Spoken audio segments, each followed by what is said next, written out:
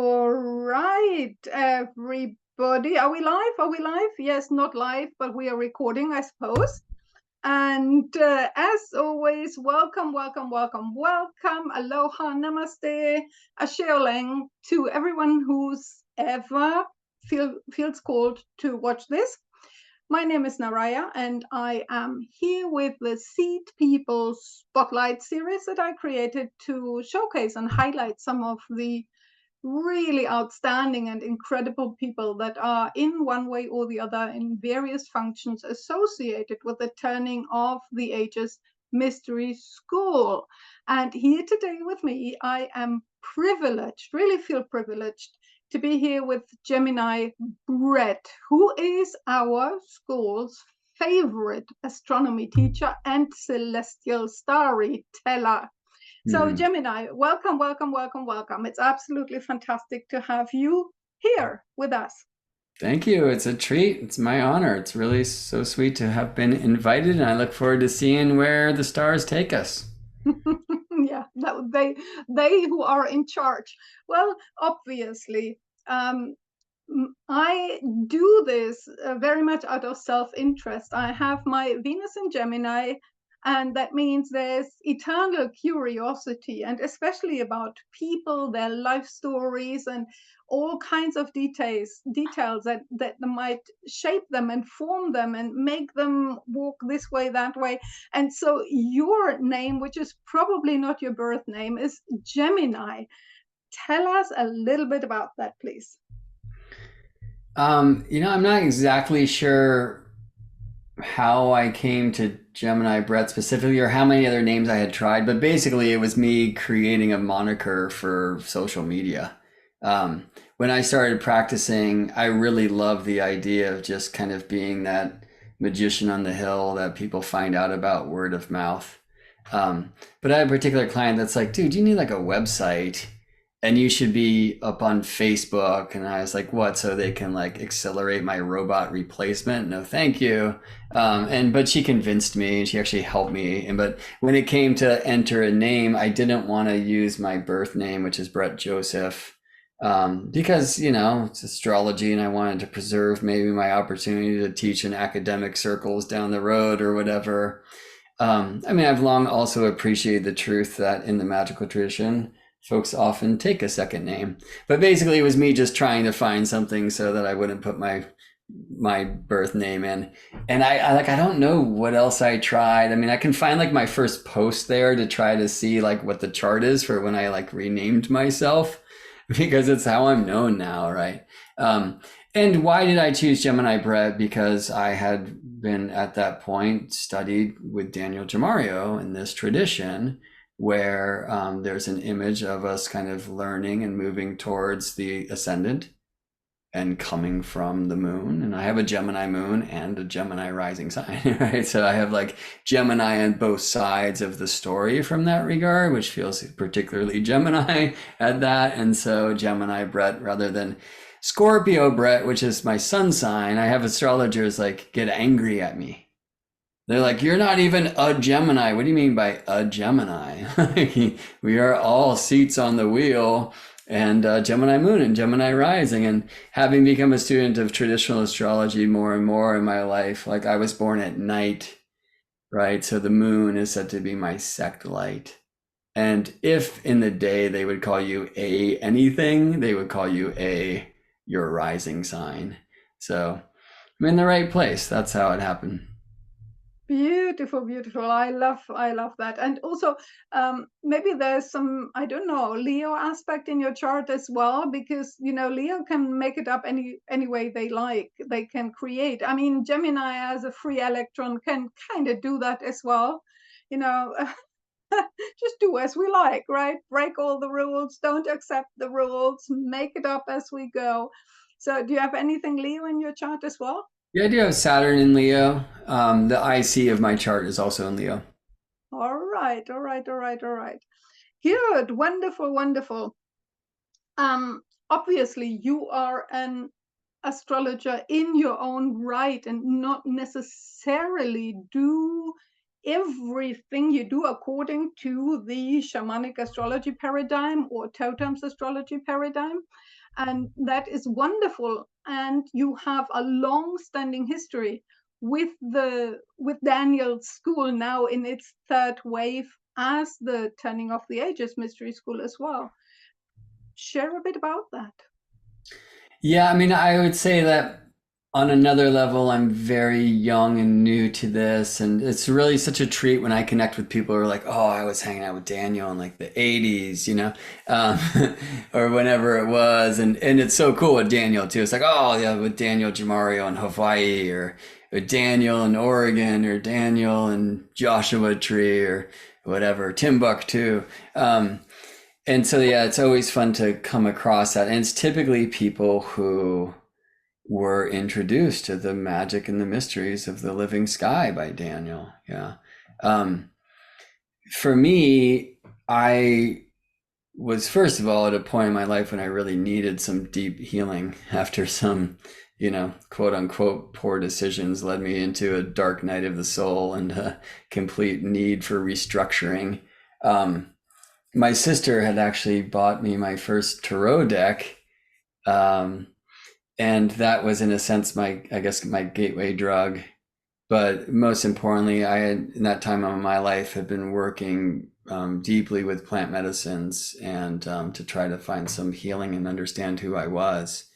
And kind of getting a little bit further along my healing path, I started asking, well, what am I and what am I supposed to do? And how can I serve? And all of these things came in. But it was not too far from the time I started asking that question when a few people from my circle, all in the same week, said I should get a reading with Daniel. And I mean, I had entertained astrology before that. All I knew was I was a Scorpio, right? My sun sign. And I saw some, newspaper horoscopes sometimes fit the bill, sometimes seemed to completely miss. And the tarot, because I was looking then at the Thoth deck, which has a lot of astrological coding in it, and I was working with Angeles Arian's wonderful book, The Tarot Handbook, started to turn me on to there's more to this thing than just a sun sign.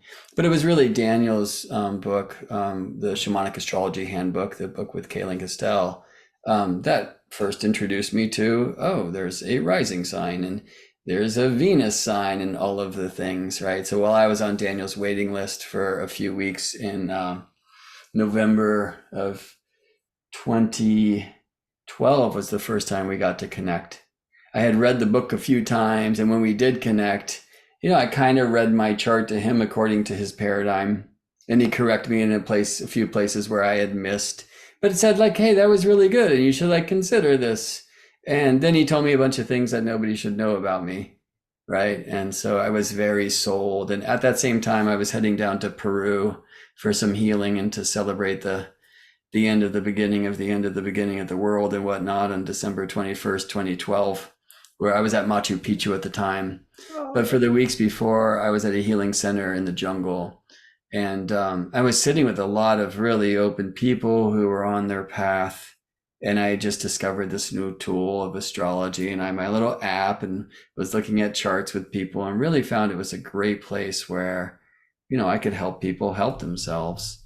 And I had an amazing conversation with Jupiter from the jungles of Peru, which is kind of a long story, but it began with sit down, boy, and it ended with now go spread the word. And while I thought that I was going to Peru to apprentice in a very different type of healing work, what I realized was this was leading me to becoming an astrologer. When I got back to the States, because I guess the world didn't end or begin, but it did for me in a huge way. I was an engineer with a job or whatever. That was my second life. My first, I dropped out of school to be a professional musician, and then I came back to school. And that wasn't it for me, where that was leading either. But that whole thing just quickly dissolved, and I quickly became an astrologer. I mean, I started practicing way too early. I had come down and taken one of the transmissions with Daniel live. I mean, I had listened to so much of his stuff from old radio recordings and just anything I could find.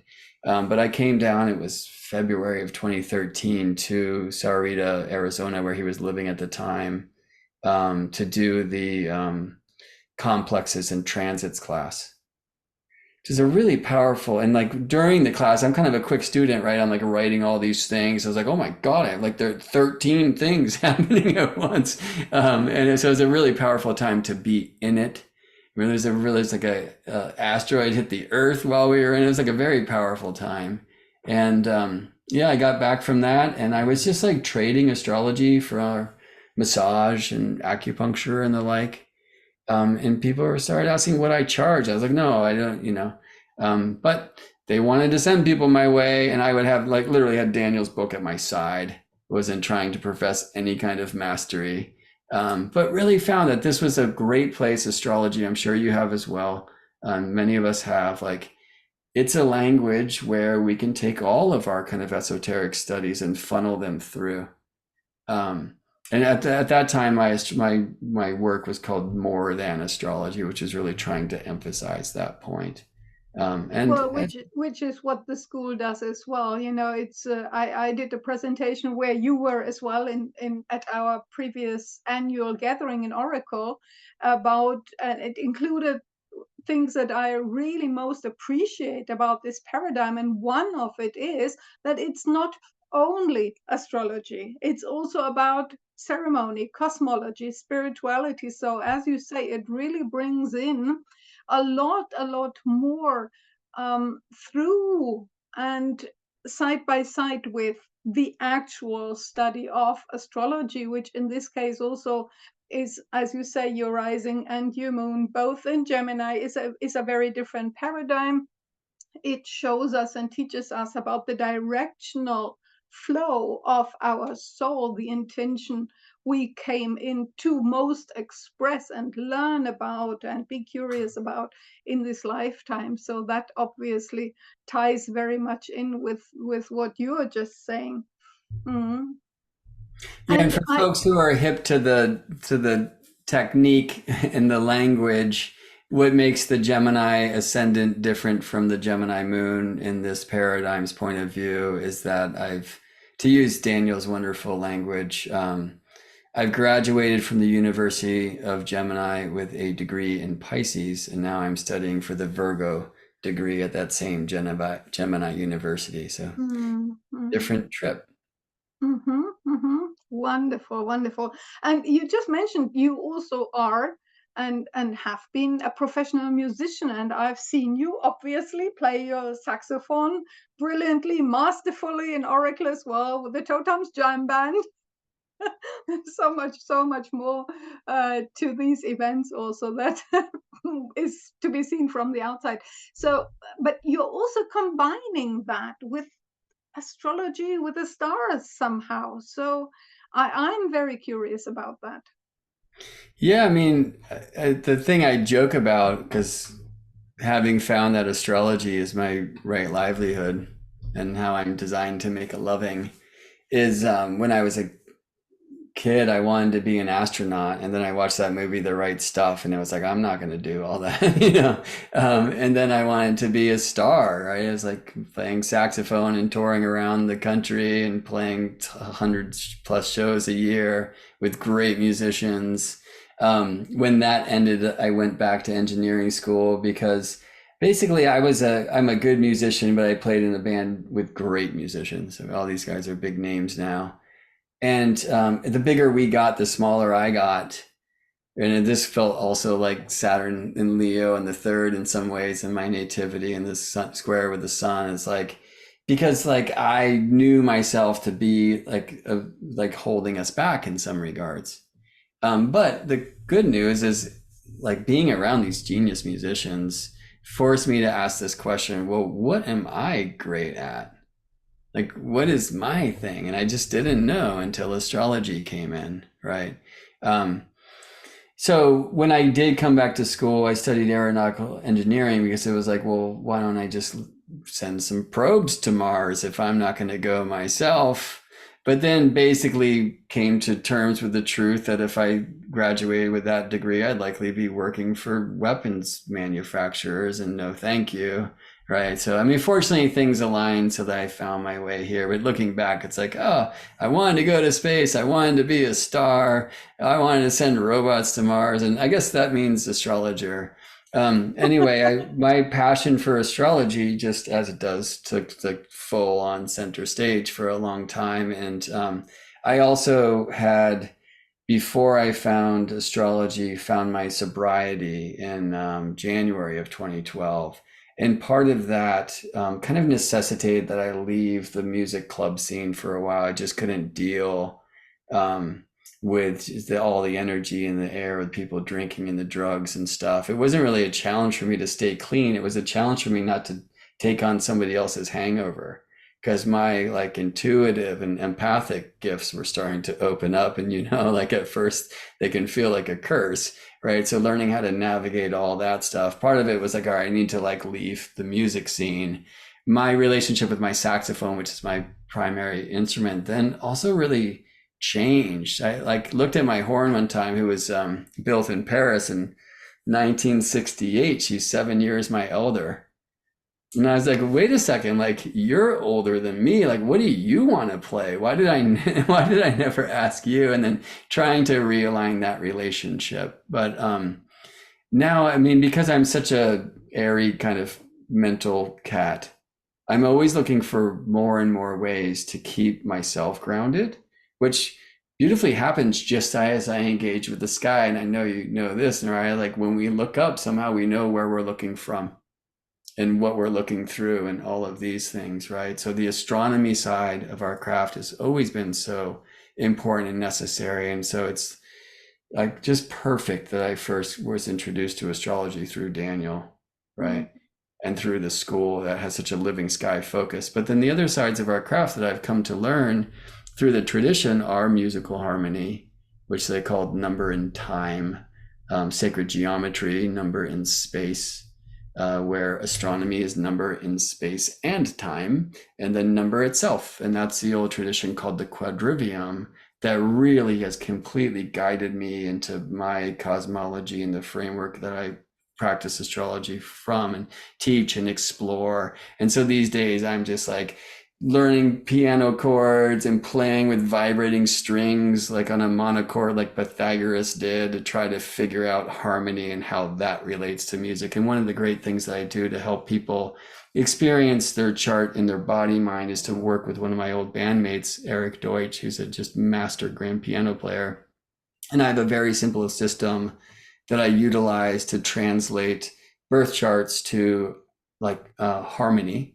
And then I write these kind of symbolic scenes based upon strong aspect figures in the chart. And I give that to Eric, and he creates a 12-minute grand piano, solo piano improvisation. You mean someone can commission one's chart in music from you? Is that what I'm hearing here? Yeah, we call it Song of the Soul. We actually just did a live thing so people could see that on my YouTube if they want, which is at Gemini Brett.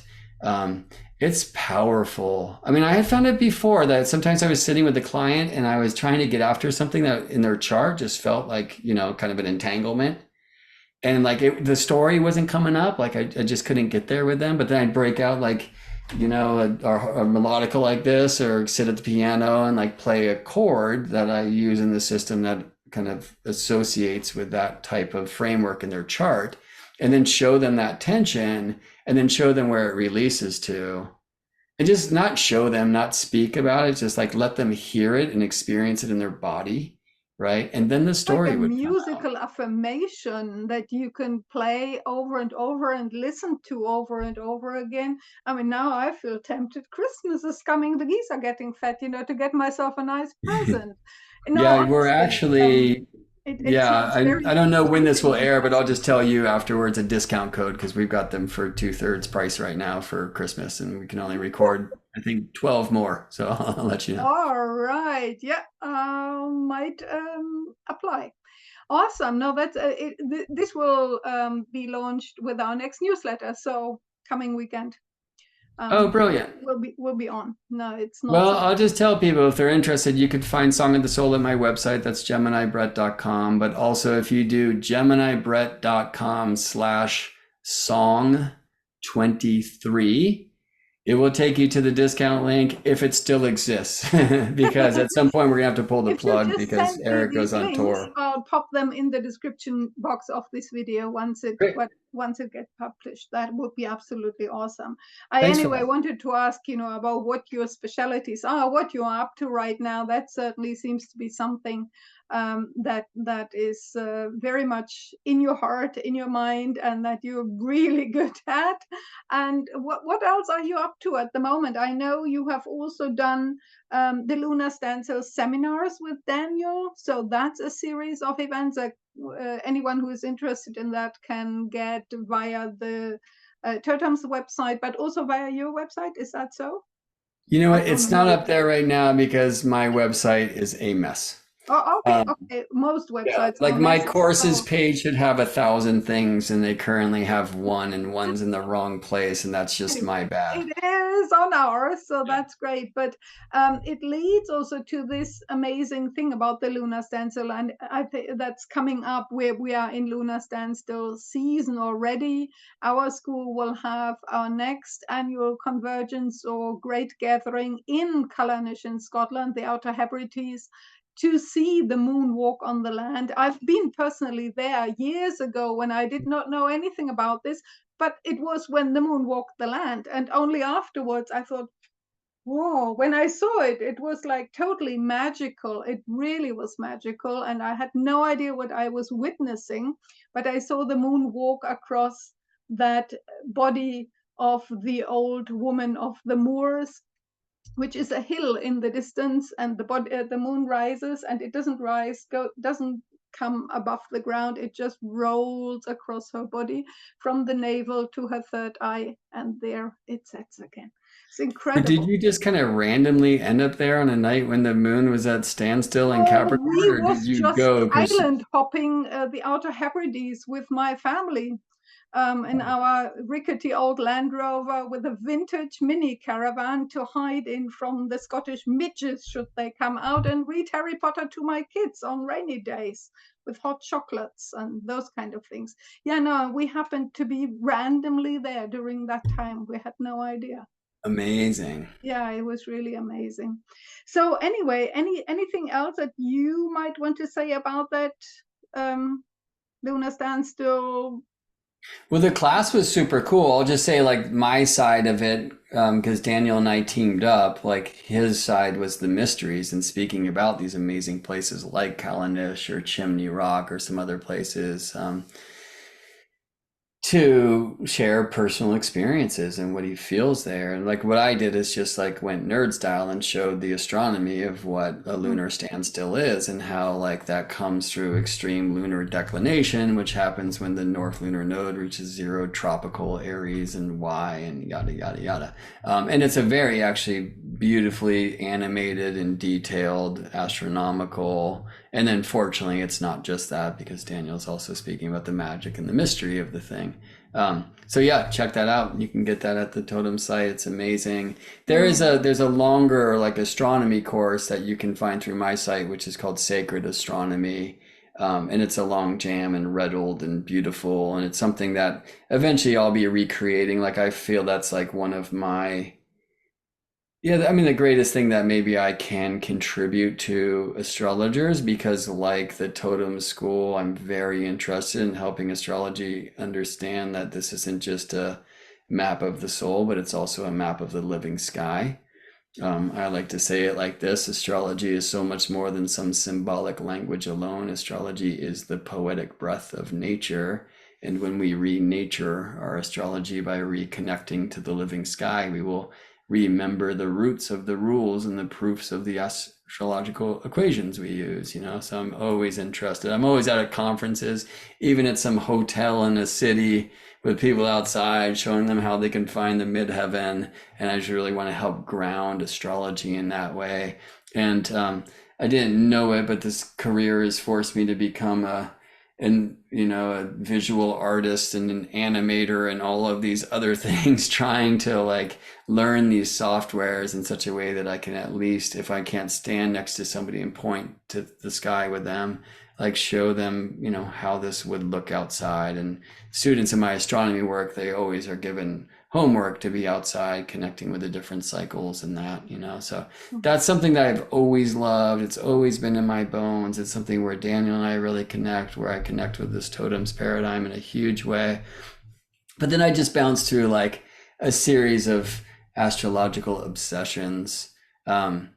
Like astrolocality has been a huge one and something I've taught and specialized in a long time, which one I love it because, you know, the idea that in Naraya, you're so well traveled, you know, that as you go from one place on earth to another, you kind of get activated in a different way. Like for one reason, like the astrocartography, the local space, the geodetic, like the different tools that we use to look at astro mapping, they're so beautifully astronomical.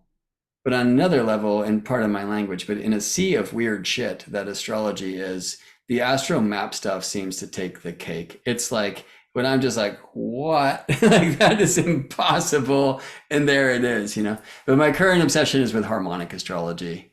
I just can't get enough. And it so beautifully ties together all of my loves of like geometry and harmony and number and astrology and just trying to find out what these different frequencies in the chart do and mean. And it's so fringe and hasn't been studied much that it's kind of fun in that way too.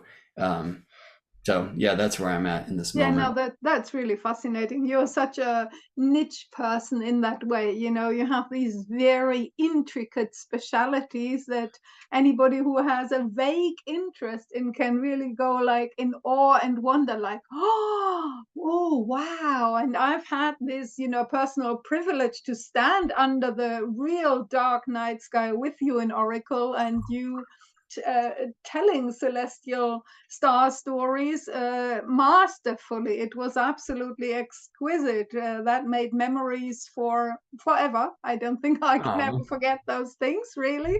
And then it's like, here is whatever the case may be, Spica, and Spica is all about this, and then it is connected like this. That is absolutely fantastic. So anybody who can get themselves to this um, wonderful man here to do any such stuff, whether it's for a reading or for an astronomy, or when you come to any of TOTAM's events, live classes, well, take your chances.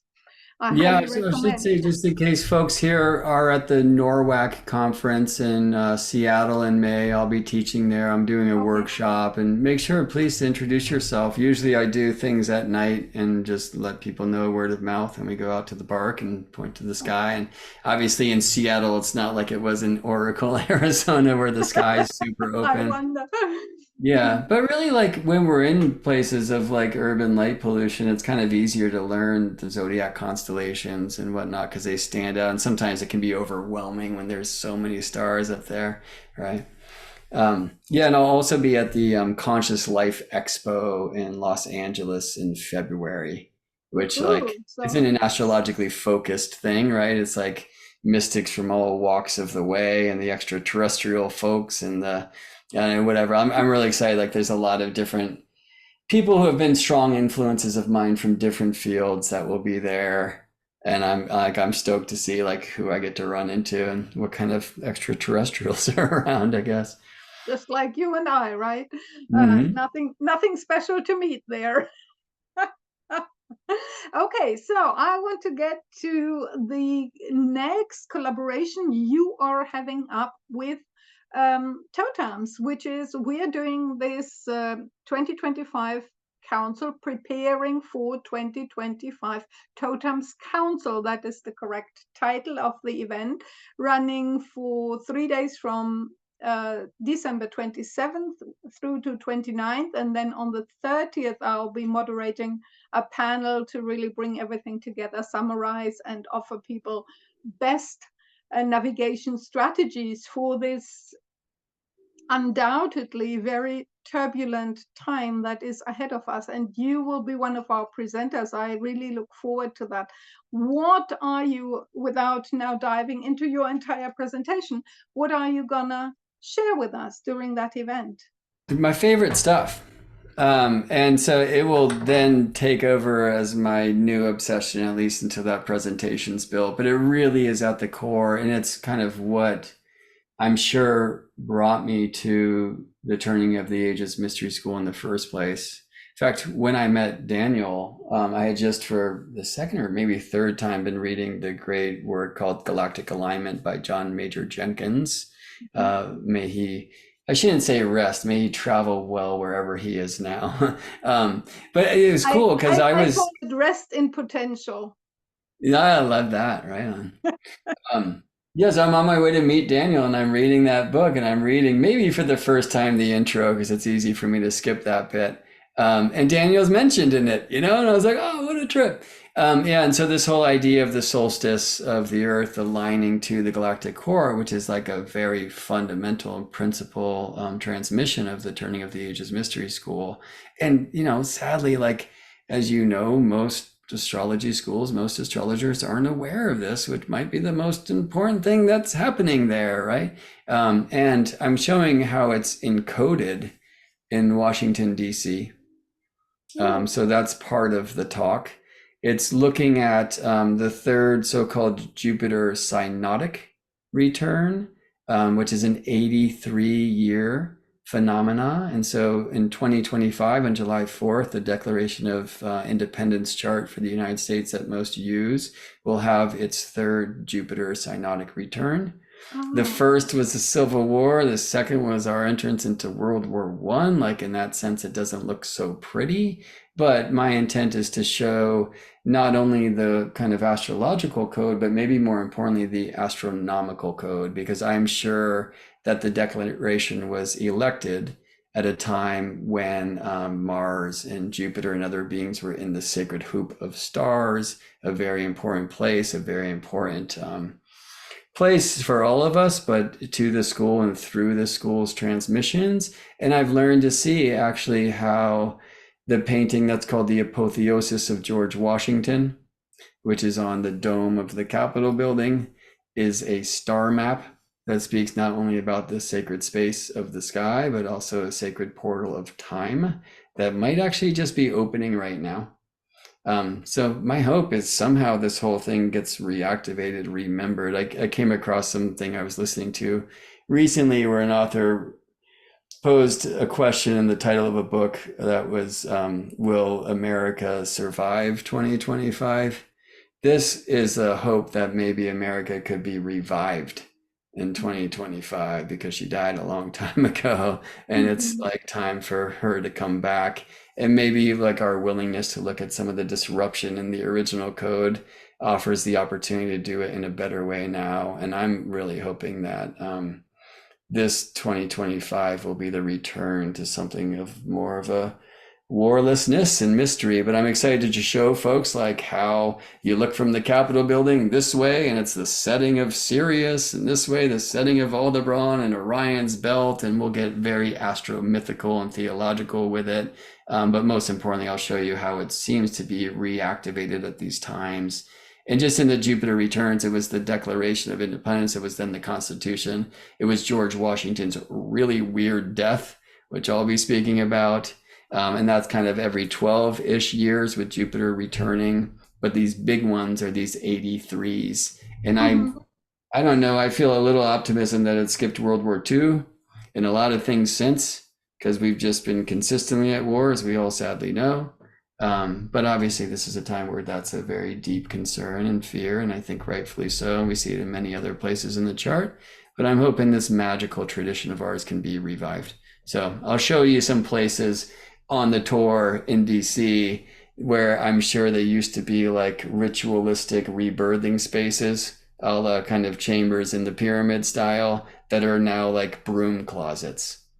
And so my hope is some of that stuff will change, and in a good way. And maybe it was corrupted and misguided over time, and I'll get to, I don't know, just like transmit some of those riddles too. So share something of great mystery that I really can't tell you what the answer is because I didn't build it, but it is clearly there for eyes to see. And I'm glad to have the opportunity to share and open some other eyes to some of these mysteries that are right at the heart of this temple at the nation's capital. Yeah, that is so important. What you're just saying, just opening the eyes to that, to see these things as they are there and to be presented with these things, then there is for anybody who has a willingness to not live their life with eyes closed shut very tightly. You cannot not uh, ask a question then. And if that's all that happens, to ask a question, that is already part of this whole big rolling wave of, well, I call it awakening, that's sweeping this planet. And it's been a wave for a long time, and it's building and building and building. And certainly what you're doing in its intricacy there, and also what the declared mission of our school is right part of that wave, and to help people to understand more about themselves, but also about the world around them, and how this star knowledge is being encoded and also used by forces that may not have humanity's best interest at heart.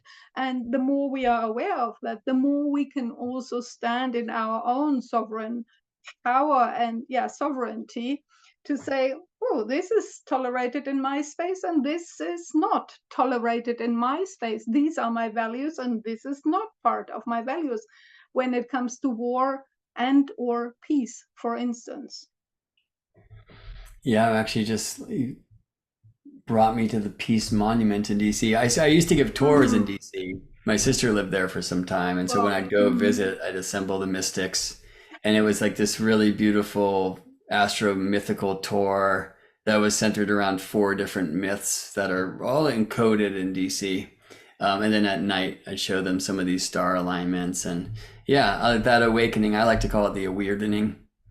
And yeah, like you said, once you see these things, you can't unsee these things, and they provide for you a very blessed discomfort that will force us to ask questions, and it's necessary for us to ask, even if we might not find the answers right away. It helps us understand the answers we were given before we asked are not satisfactory, and that's going to be a very necessary thing for this transition to happen. And it's happening more and more, and it's kind of like the worse things get, the more likely they are to completely transform, because we tend not to, at least initially, awaken from dreams, but rather from nightmares. Yeah, absolutely. Mostly from our own inner nightmares, and then that hopefully translates to, ooh, that feels really challenging. And as you say, the re-weirding or our weirding or awakening is not necessarily the path of least resistance, not individually and neither collectively. So we have to be willing to meet that within ourselves and around, and stick close to those who are on a similar path with, and to gather our tribes, as we are doing, even with the title of this series here, the Seed People Spotlight. So there is this concept of seed people, of cultivating and gathering seed people who will and have the willingness and the strength and the integrity to help with the weirding of the world.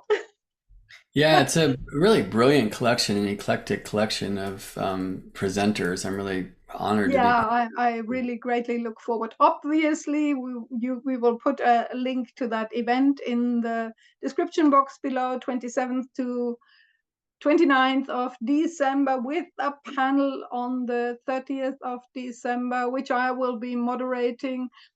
Even though it's a night shift for me, I'll be on a different continent at that time, but never mind. One has to show up where one has to show up. So What is time?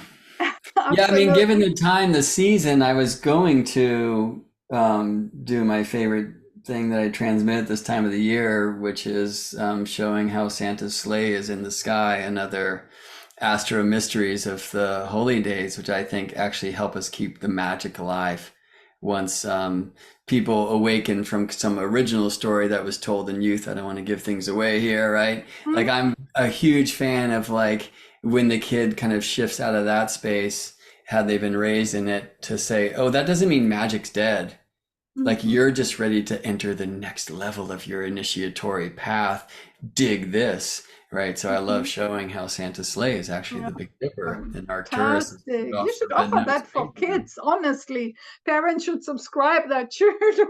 Yeah, well, this is like, eventually I would like to, but right now I'm kind of training parents and reawakening the inner child within, because there's something that happens to most.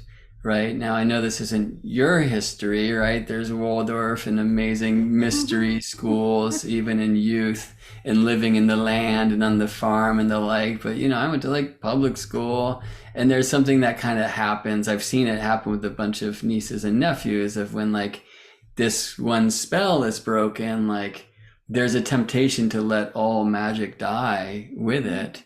And we want to bring that child back, and give them a hand on the steering wheel, right? Because this is a magical world, as we're well aware. And it's another fun way where I get to teach astronomy, and what I call sacred astronomy, but through tales like, hey, that Christmas tree is actually Earth's rotational axis. And there's a star on top called Polaris, and other such gems. And I get into the dreidel and many, many, many things. So I need to bore you with that. I probably will do that either on my YouTube page or just as some kind of like impromptu happening for folks on my list. So if you're there, you'll hear about it soon. Fantastic. Well, folks, whoever is watching this ever, you know what I mean when I say he really is a masterful storyteller. He knows the story about everything that's up and out there. So, yes. Or is willing to make one up. And that's good enough too, because the imagination reigns, right? And that's good enough. Part of the school's ethos is also to dream the myth or the story forward. Sorry, I have dogs barking here. I don't know whether that is a whole record there, but never mind. But that's part of the school as well, to dream it forward. So to bring the stories, to revive the stories, to bring them into the context of our current time, so that we can really relate to things and not just have like Greek stories about all these gods and goddesses there. That's all great, but they did their thing. We have to do our thing now, and we have to find our goddess and god inside and express that as good as we can, hopefully. And Yeah, I so had a teacher last tell but it not to me least, this way once, where I yes. was actually telling an old Greek myth. I think I was talking about Pyramus and Thisbe.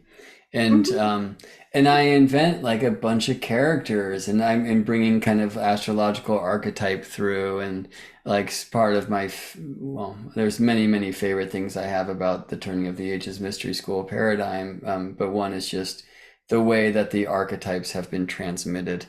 And I like the image of Council of Grandmothers for Capricorn versus corporate CEO, which is written in most of the books on my shelf. It was really helpful in healing.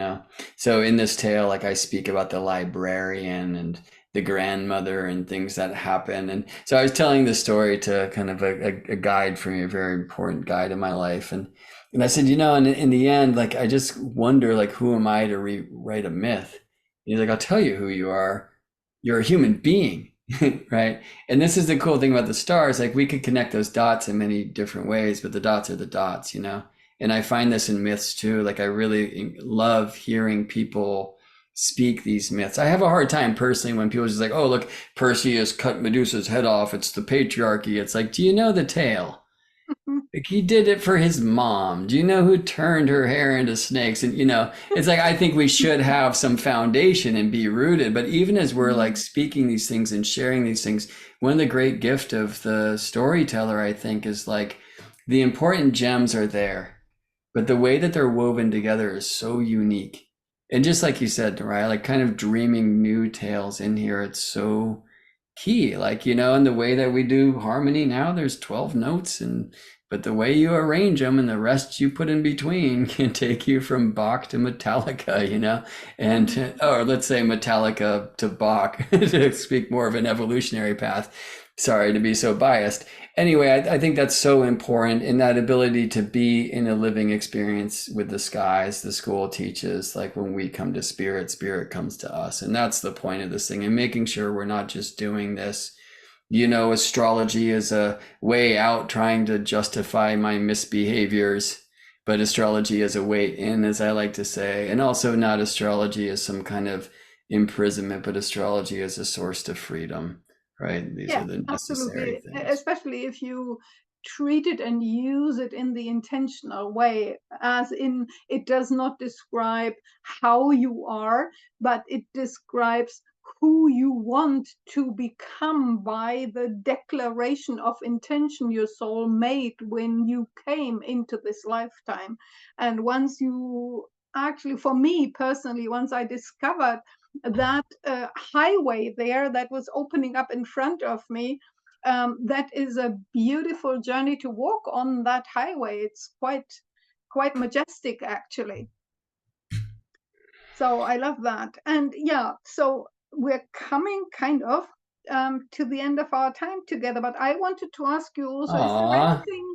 No, we can go on and on and on, of course. Is there anything in the stars or in the heavens or right now maybe that's going on that you might want to comment on? I was fascinated by, obviously, tomorrow Neptune is stationing direct.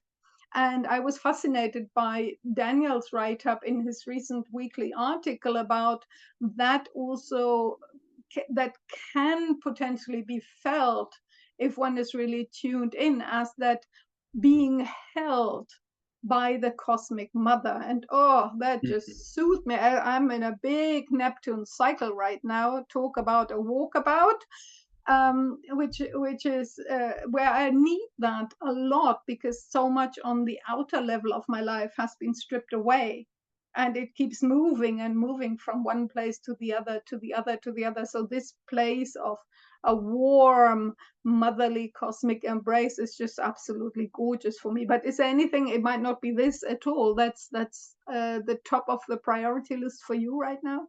I don't know that's the top of the priority list, but the thing that I've been out like embodying in the sky. So a practice I love is like, I was looking this morning at a square moon, right? And now actually they're both in the sky, meaning the moon and the sun. Moon is just set. But like I was out earlier just holding the two, and I can really feel the square in my body, right? Saturn and Jupiter are engaged in a really interesting part of their 20-ish year cycle where they quintile a few times. It's a fifth of the zodiac. Yeah. And so like just feeling that space in the sky and feeling them come in and out of it. And especially with Jupiter in Taurus, this like embodied beauty, and Saturn in Pisces, which I like to think of hopefully as like the wisdom of dream structure and imagination. Seeing them work together in this way that many of us in this kind of harmonic field see as incredibly creative and joyful, and knowing that they came from this kind of Aquarius seed that they planted on December 21st of 2020. There's something in this time that's asking us, and I feel support in the Leo Venus cycle that we're dancing with too, of like, create therefore you are, and get to your arts and paint and draw and dance and sing. And look, philosophy, astrology, life is art, right? So this doesn't have to come through the traditional fine arts or whatever, but I really feel personally inspired. And so I've been invited to, like I was at the gathering in Oracle, to play more music, to participate like that, to kind of like study music. Koa, my partner's 8-year-old boy, and I are sitting at the piano now most days, and right, so it's just like really feeling that impetus. So that's one thing I'd love to share, because it's kind of a fringe thing at the thin twig at the end of a branch of the cosmic tree that most won't be tuned into. And I'm hoping that it really offers a more creative, imaginative, artistic way out of the mess. I love what you just said. I mean, obviously, again, I pick out the things that are most personal to me. As a Pisces rising and a Libra moon, has to be personal. It cannot not be. What you said about the Jupiter and Saturn correlation that is there at the moment, because I'm in both Jupiter and Saturn return at the moment, and so I really am standing out under the sky every evening, basically, and say hi to both of them in their own ways and places. So, and Now I yeah, know how they're old doing you great are. stuff. And now you know how old I am. Well, Yeah. what degrees are they in your chart? In my chart, Jupiter is at 3 something something of Taurus, Taurus, and Saturn is 259 of Pisces. Yeah, there you go. Well, that's more sextile than quintile, right? They're pretty close to Yeah, that yeah, that yeah. strength. Yep. But also, I've never heard anyone mention anything of a 22-year cycle that these two have with each Oh, other. 20. So, oh, About 20 20. year Yeah, between 20 years. Jupiter Saturn conjunctions, which back in the day, I get you. that was the long one, right? Mm-hmm. Because Uranus wasn't discovered till 1781. And so those are the Ooh. slow moving planets, and the 20-year thing between Jupiter and Saturn, like that was the long cycle. And Daniel's done amazing work and research. And I believe this will be part of what he's presenting in the coming council. Mm-hmm. On like how, yeah, you got 20 years, but you have 200 and you have 800 and you have a gazillion, and so I'm really excited to receive that. I've seen him write about it some, but I'm sure he's going to transmit it, and it sounds like he's going to be borrowing, and I'll say in a beautifully Gemini way, codes from many different cultures and traditions and ages to show us how important this time is now. So Oh, I'm very grateful in so many ways to have first stumbled into astrology through this gateway that is the turning of the ages mystery school paradigm, and to have been guided by Daniel and many others in this space. And I'm so excited always to celebrate my gratitude for that. And what an honor to be invited here to participate in the Seed People journey. Hopefully you got to learn something about me, and I learned a few things about you. whoa, I don't even know which thread to pull. I mean, I hope that is someone else's experience as well when they're watching that, because every single one, leaves a lot of mystery that could be explored if anyone was into that. So if you're watching this, whatever kind of resonated with you, try to follow up on it, or do your best to follow up on it and pull a thread Yeah. as we're coming towards this. And obviously, we have an early bird offer on the Preparing for 2025 Council on. You can check that out on our website. All the links will be in the description box below. And I think we are really complete for now. You have mentioned where people can find you, right, on your website. We put that below Yeah, so as that's just well. GeminiBrett.com. Also, I'm currently overactive at my YouTube page, which is Gemini Brett. So I just kind of spontaneously and quite randomly go live and rant a little bit. So if that interests you, find me there too. That's good stuff. Sometimes I come across it on Instagram, and I sometimes have to hang in there for a couple of minutes. So it's really Right good on. stuff. So it's been an absolute privilege, as I said to begin with, an honor to have you here, Gemini. I really look forward to your presentation and any other engagement, collaboration you might come about with the school. Fantastic. I wish you a wonderful, wonderful festive time in whatever way you might celebrate that with your loved ones, and all the very, very, very best till I see you at the end of December. Right on. Beautiful solstice to you as well, and see you on Earth when stars align. Thank you so much for having me.